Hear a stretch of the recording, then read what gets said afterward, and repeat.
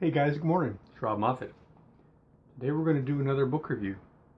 Steve Martin, Born Standing Up, A Comic's Life. 2007. This book was recommended to me by Jerry Seinfeld. He also recommended it to everybody else. Absolutely magnificent.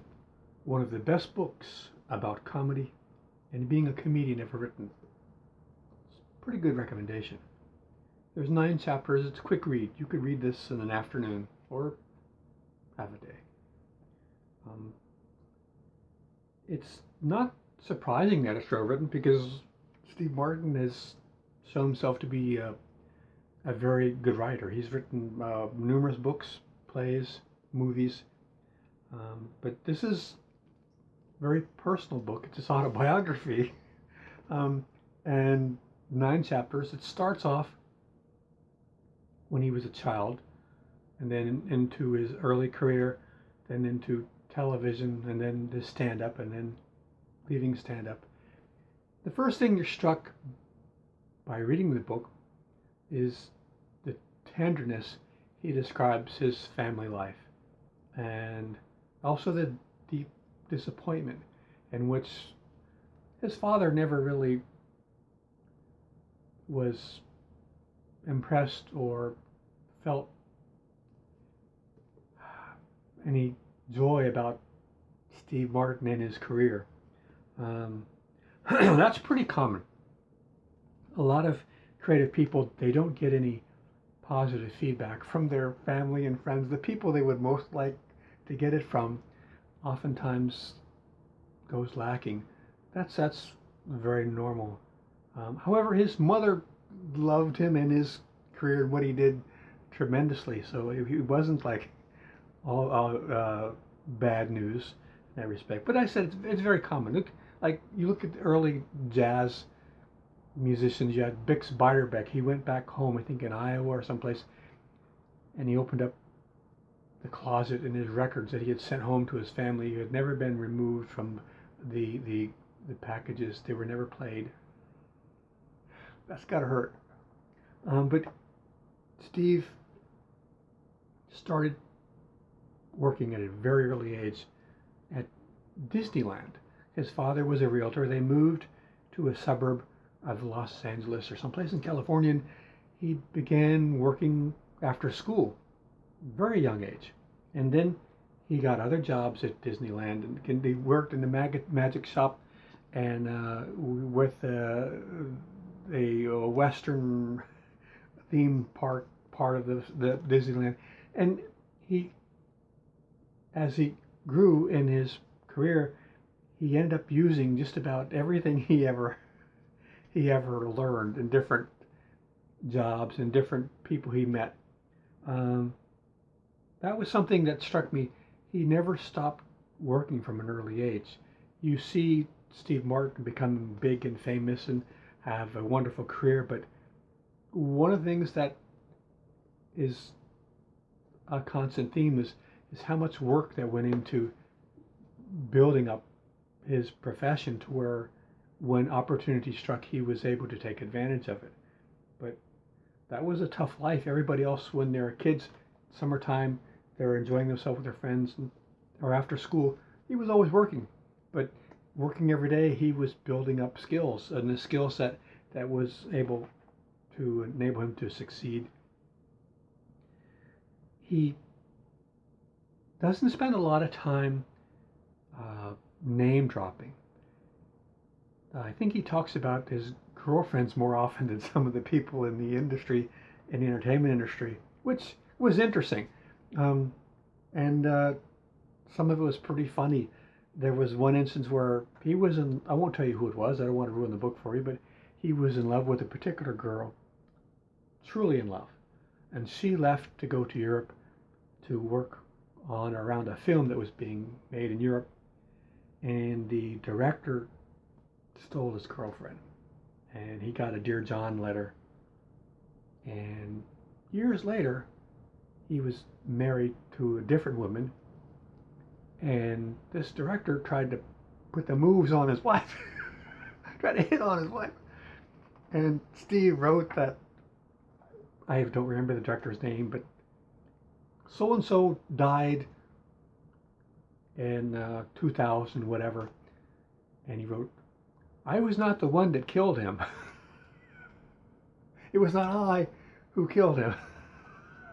Wonderful line. There was also, there's not a lot of funny incidents. And considering how funny he is, you would think there'd be more. But it's about his career and the things and the people he met. But there are quite a few, I would say, funny incidents. One that struck me that I'm not going to tell you all, but there was one where he was talking about early on in his career. He was in a comedy club, and the woman that was managing the club had no experience with show business or anything. He described her as tall as she was wide, and she was kind of short. He said that she had no experience, she had no clue when it came to the business. Wonderful person, but he said he remembered her talking to a ventriloquist and how she explained to him that the customers were having a hard time hearing, so the dummy need to be closer to the microphone. It's still funny. I wish he had went into more detail about some of the people he worked with. As an example, he describes meeting Martin Mull, who is probably my favorite comedian. I like him even more than Steve Martin. I love Steve Martin. And he describes Martin Mull in 3 sentences.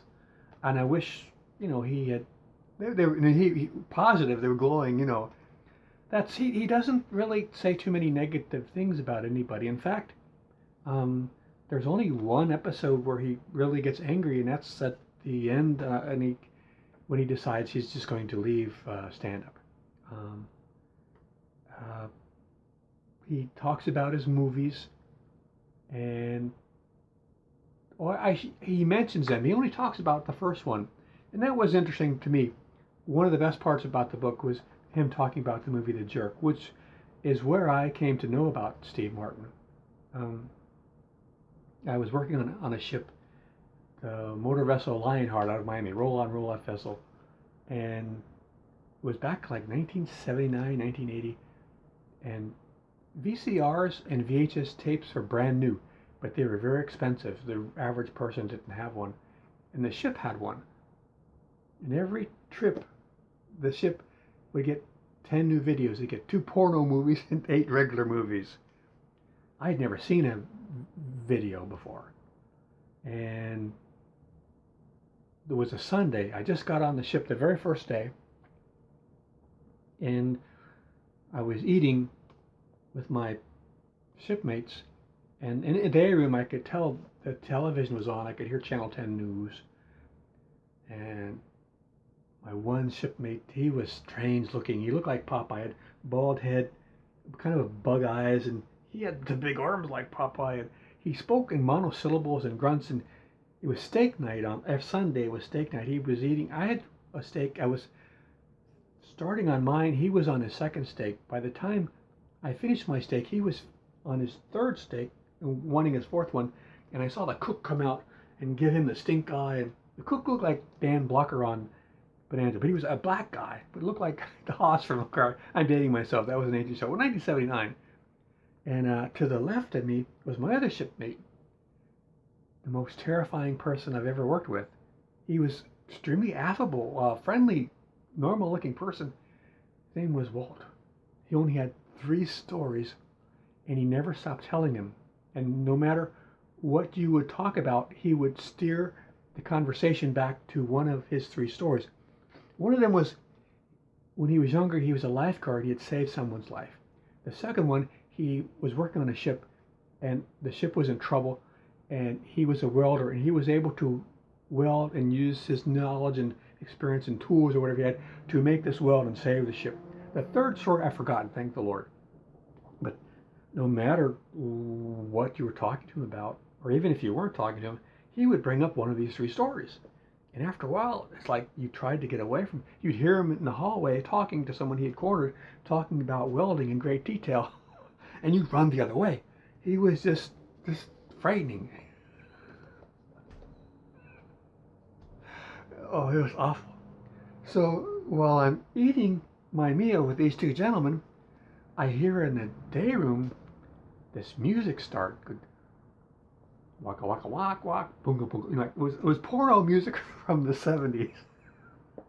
Someone was playing a porno movie because I kept thinking, is that the news? I mean, then you hear like people talking. Then now there's people. They're not talking.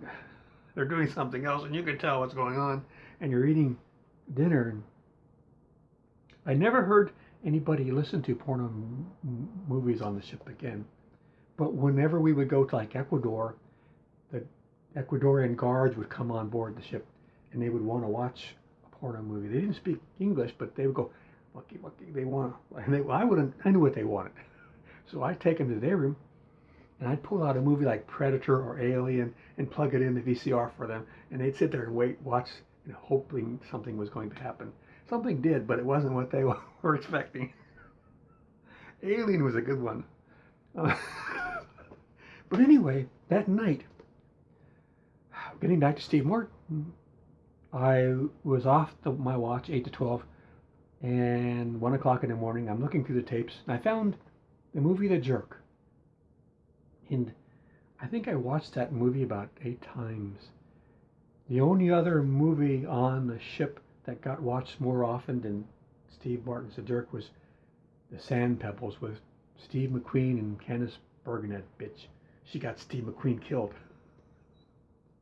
But it was so popular because it was about Steve McQueen on this steamship in China, and everybody in the engine room loved that movie because they got to see the steam engine, and they got to see Steve McQueen explain to this Chinese guy, live steam, dead steam, all same, live steam, dead steam.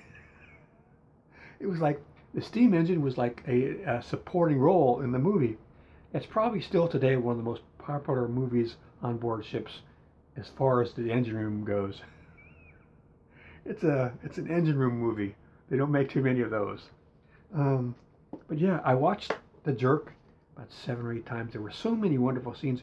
One of the best scenes I liked when Bernadette Peters, who never looked better in her whole life, did her duet singing with Steve Martin. And Steve Martin in the book says that was his favorite movie, and that was his favorite scene. And he said that whenever that scene started, everybody would get up in the movie and go get popcorn. But there were so many great scenes. And I had never been exposed to Steve Martin because I didn't stay up late, watch The Late Show or Saturday Night Live, and didn't go to comedy clubs. So that was my first introduction to Steve, and it was brilliant. He hates these cans, or the cat juggling, or the lady who had the motorcycle and helped Steve find his special purpose. That's one of my all-time favorite comedies. So he went into pretty good detail about that movie, but not too much as other ones. But there is a lot of talk about him wanting to change his type of comedy, and he did. And the efforts he went through to constantly try different things and refine his craft, his comedy.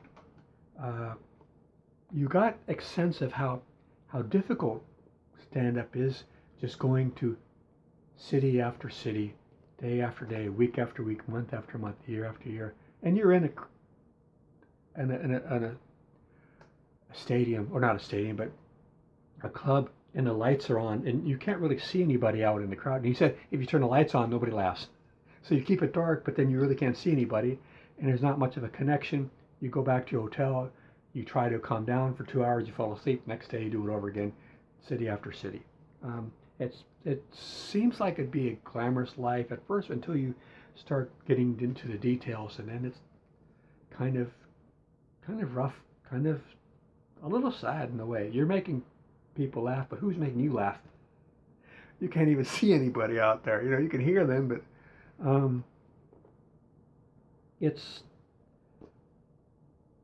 he goes into the part about him being a writer on television before he does the movie part. That was pretty interesting, actually.